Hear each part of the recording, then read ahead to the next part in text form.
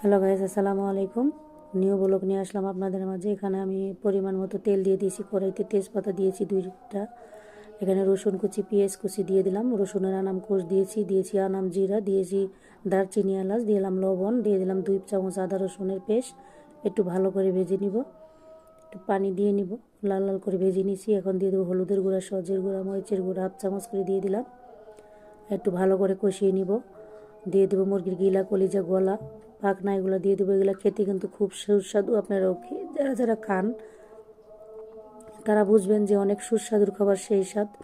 আমরা মহিলারা কিন্তু এগুলোই, মাংসর থেকে এগুলোই বেশি পছন্দ করি। আরও আমরা তো আনাম রসুন দিয়ে খাই সবাই। তো আপনারা আনাম রসুনের কোষ দিয়ে দেখবেন ছিলে, খুব খেতে ভাতের সাথে খুব মজা লাগে খেতে। গরম ভাতের সাথে রসুনের কোষ যখন নলার ভিতরে দেওয়া হয় তাহলে খুব সেই স্বাদ। তো ভালো করে কষিয়ে নিচ্ছি। তো যারা আমাকে ইউটিউব থেকে দেখছেন, আমার ইউটিউব চ্যানেলের নাম নাজমা রান্নাঘর। তো আমার ভিডিওটা যদি ভালো লাগে অবশ্যই কমেন্টে জানাবেন, সাবস্ক্রাইব করে দিবেন। তো আমি ভালো করে লাল লাল করে কষিয়ে পরিমাণ মতো পানি দিচ্ছি, আর একটু পানি দিয়ে দিব।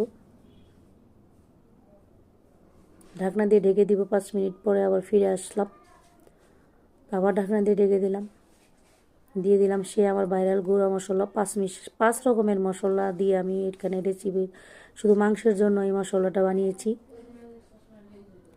তো আমার মাংসটা প্রায় হয়ে আসছে, আমি একটু ঝোলও রাখবো না এখানে। যে পর্যন্ত উপরে তেল ভেসে না উঠবে এই পর্যন্ত আমি রান্না করব, ভালো করে ভাজা ভাজা করে। যেহেতু এখানে কোনো সবজি ইউজ করছি না আমি, যেহেতু শুধু বোনাই করব। এগুলোতে আবার আলু ব্যবহার করি অনেক সময়, অনেক সময় করি না। ভালো লাগে, আলু খেতে তো খুব ভালো লাগে। ফাইনাল লুকটা কেমন হলো জানাবেন। আল্লাহ হাফেজ।